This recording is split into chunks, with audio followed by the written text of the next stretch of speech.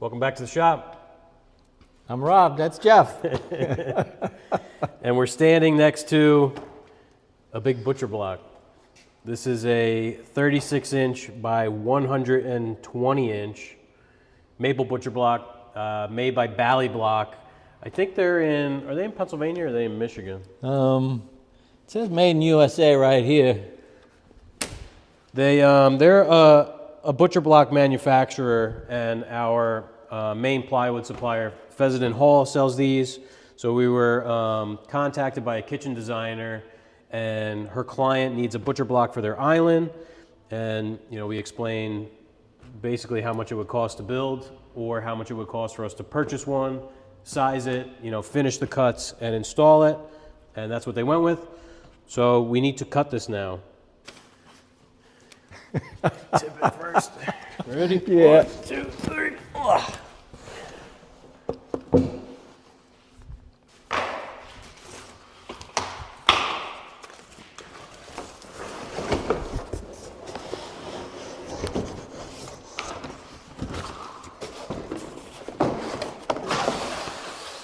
This was about $500.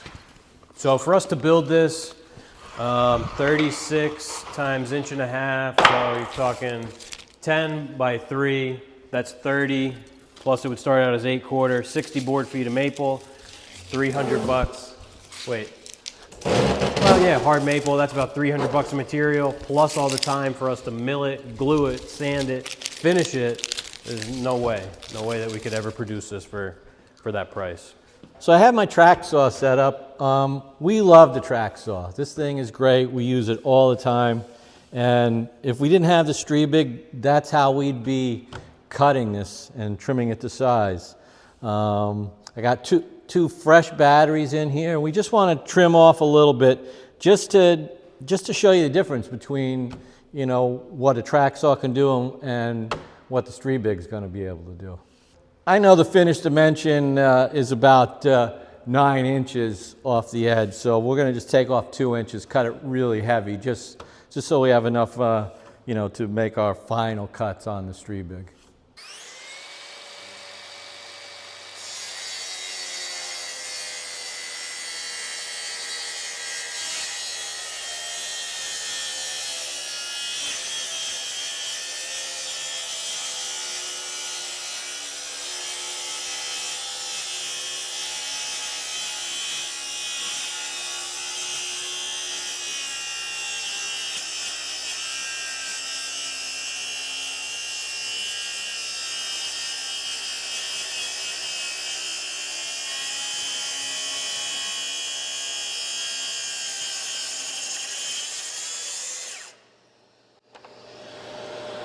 Not bad.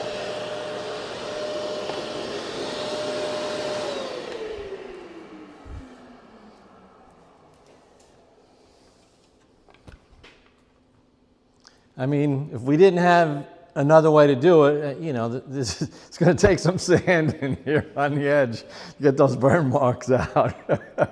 The rip cuts, really the bad one. Because crosscut's not too bad. Yeah. Definitely sanding burns out of maple's tough, but doing the rip cut, it's really hard on the saw because as anyone, who does a lot of woodworking knows, rips are much harder than crosscuts. Yeah, but it's a good saw, but we'll show you the new way to do things. Yeah, we're going from, I don't know what the horsepower rating is on that, but the Striebig's 5 horsepower, so. That cut wasn't bad, but now, as that was just a demonstration, we're going to bring the butcher block over here to the Striebig and show you how we'll be doing it now that we have this tool. So we just have to grab this big thing and throw it up on here. Piece of cake. We'll put that end in. This side, yeah.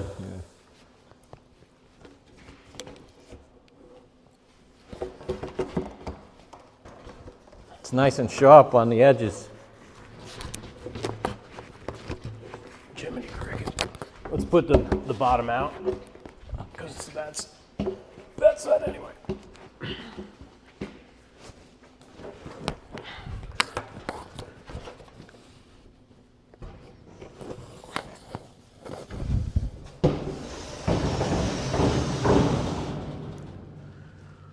On the Striebig, it's the opposite of a table saw.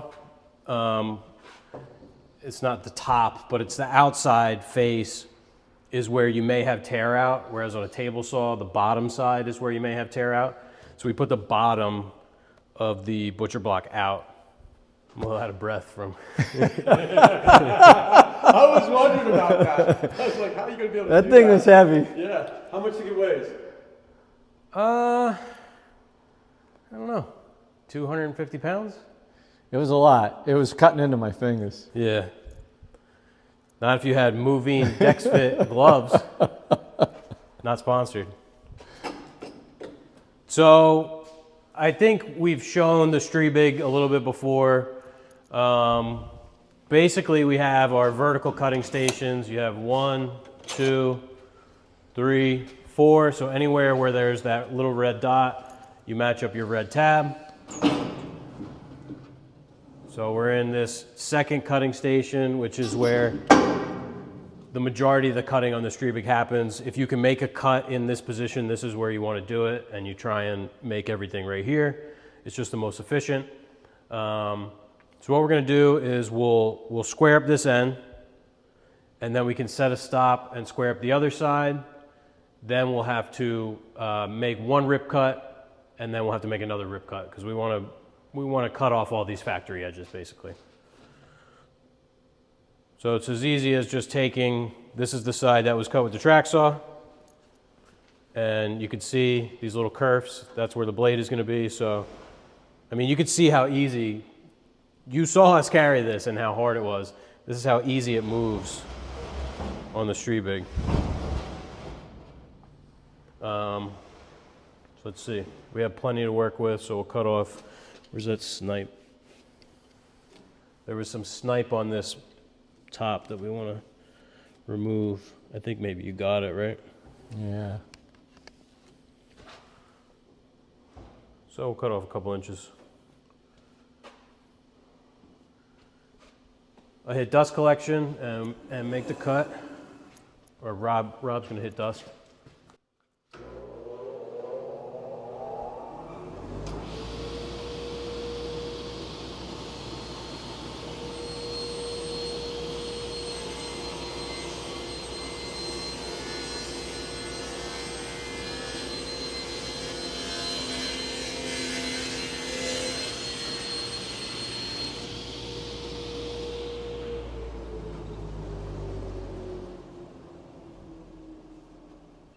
Here's our track saw cut, burnt and was it effortless? No.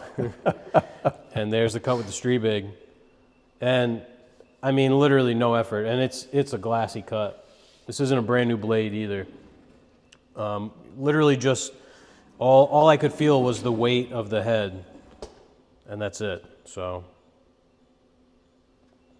definitely works very nicely. We know that it's perfectly square because the saw is calibrated to be perfectly perpendicular to these rollers or parallel when the head is in the horizontal cutting position. So we'll grab our dimension and set our stop, and then we can move to the far end, to the far cutting station, and cut it to length there. We'll get our digital stop set up here. So you might be saying to yourself, how are you going to cut 111 and 5/8 as our final dimension? You know, this is less than that. So we're going to move down to our far cutting station, and we can account for that here. This self-calibrates every time, so there's a magnet back here, so it knows exactly where it is. Now it's calibrated. So we can hit this. You see right now we're at 38.545, 78.55. So I moved it a little bit. There's 40 inches between each one of these cutting stations. So we want to get to one that, so now we're at 118, and then we can get to 111. 111 5/8 would be 625. We're going to leave it a hair heavy just to make sure that we get a good cut, and then clean it up if we have to. So 111.66. This is our stop. It was a little bit longer, but I messed up. But we have a new one coming tomorrow. So this is a part, just a part by itself, just this. So we'll take our block, pull it down. Obviously you don't want to slam into your stop. It is very sturdy, but I should note that we have a fine adjustment here. So once you lock this down, let's say I really want it to be at 111.675. It's kind of hard to like tap this thing and get it right in the right spot. So you see if I turn this knob, I can fine adjust by 5 thou. So here for kicks we'll go. Let me get in there.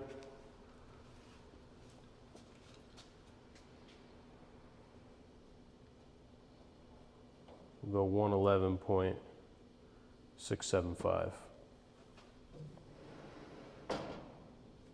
Our stop is set.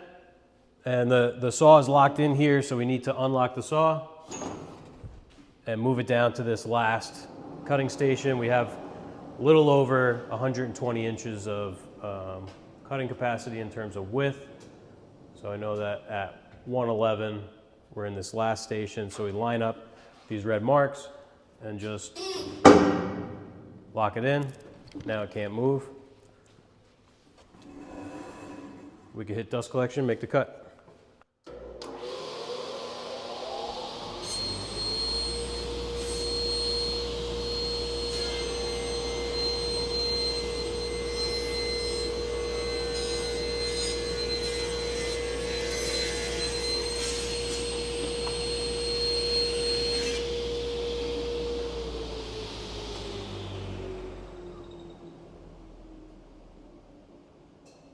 Wanted to make sure that we got the best section of this because we're cutting roughly 28 inches out of a 36-inch wide butcher block. So we pulled it off again real quick. We have this nice tilting cart and found where we want to cut it. So I'm able to pull from what will be the bottom up to our dimensions so we know where to set the saw.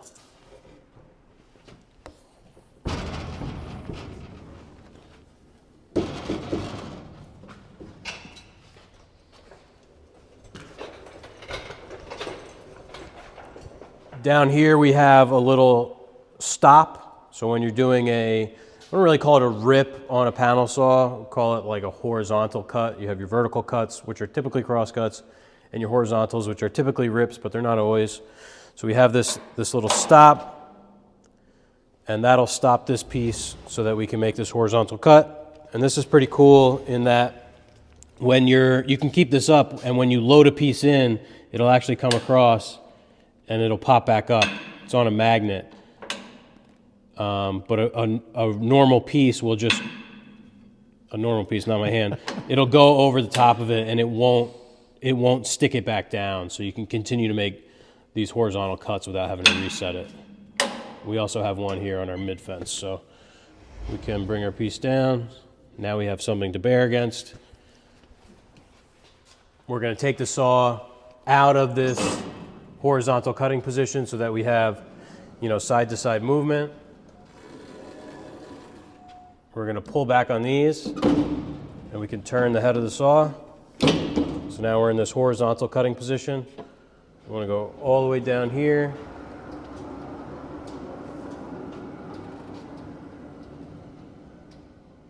This is the compact, so this is the smallest Striebig that they have. We're almost maxing it out here. You can see we have a digital readout. So right now the saw is at, about 29 and whatever, 13/16. We can change the height. So we want to make our cut at 30.5. So again, we have 5 thou increments. We could take our handle here, lock that. So now it won't move up and down. And same thing, we're going to turn on dust, turn on the saw, and we can make this cut.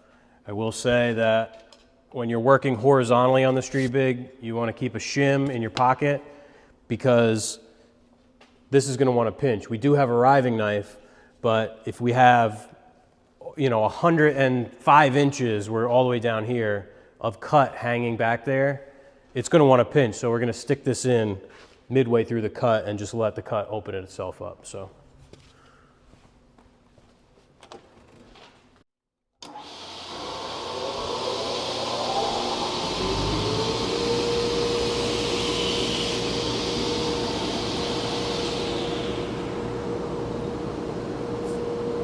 something that we could talk about now because it's about to happen. When we set this saw at a point where it's going to cut into one of these horizontal ribs, it'll actually move them out of the way. So if I plunge this in, you can see it moves them up and out of the way. You know, so you can never actually cut into those. So now we'll make the cut.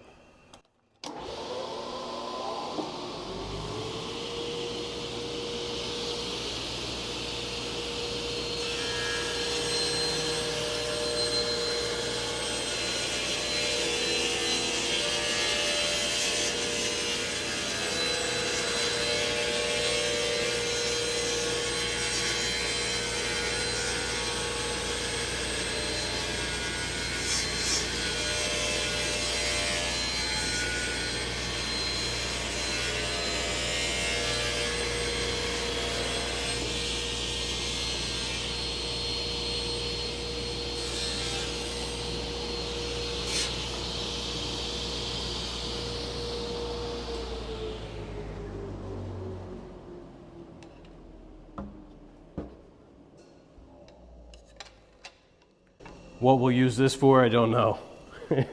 Might be able to cross cut it and make a small top, but it's always nice to have something like this around. What we can do now is we'll flip the piece over.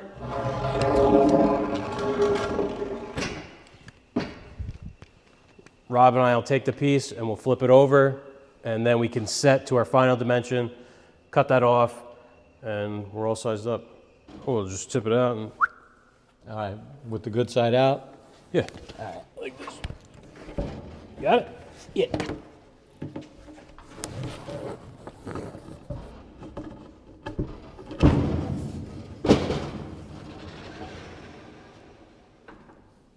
We reset to the final dimension, 28 1/8, and we can make our last cut.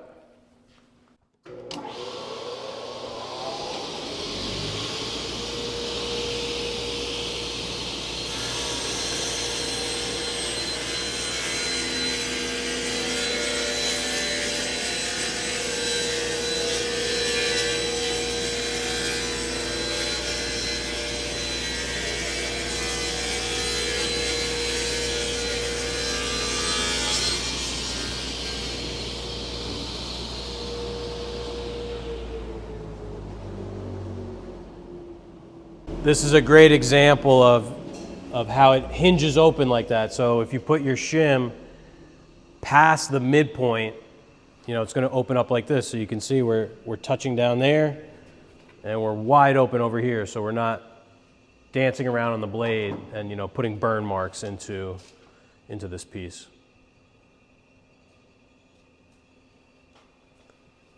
A little bit easier than the track saw, and, you know, we're yielding a much better cut. If you've worked with maple before, you know how hard it is and how hard to sand it is, especially the end grain. So the time that we're going to save, I mean, aside from all the other benefits of the Striebig in breaking down plywood and all those things, the time we're going to save just on sanding on a project like this is outstanding. So we're happy to have it. Oh, yeah. And it's much easier than pushing across, you know, a regular saw, too. Yeah. You know, anytime you have to excessively sand an edge, you run into the risk of deforming the edge. They make these fancy 90-degree sort of like sanding contraptions now. But, you know, if you have to sand out a burn mark here, the odds of you hollowing out that section are very high. You know, we're human. It's hard to feather in an entire edge. So this is a good preventative measure, you know, to keep that from happening. We have our top all sized up, 111 5/8 by 28 1/8. The last steps would be to sand these edges. We're going to put a 1/8 inch round over on them. We're matching what the stone edge treatment is in this kitchen. And then we're going to finish all of our cut ends with this finish that is supplied by the manufacturer. So this is a pretty easy way to do a wood countertop. And you can see it looks nice. It's a nice maple countertop. Mm-hmm. And for $500 and, you know, a couple hours labor, You know, you can have a nice butcher block in your own kitchen or in a client's kitchen. You don't always have to build everything. We've sort of eaten several slices of a humble pie learning these things that what we appreciate isn't necessarily what the client appreciates in terms of what they want to spend their money on. We talked about it with the drawers, buying versus building. This is another great example. If the budget's not there, buy a butcher block. Don't make it yourself. If you have any questions about butcher blocks or any of our other videos, or there's anything you'd like to see, make sure to let us know in the comments. Follow Today's Craftsman on Instagram. Listen to the American Craftsman podcast. John was on last week. And tell your friends.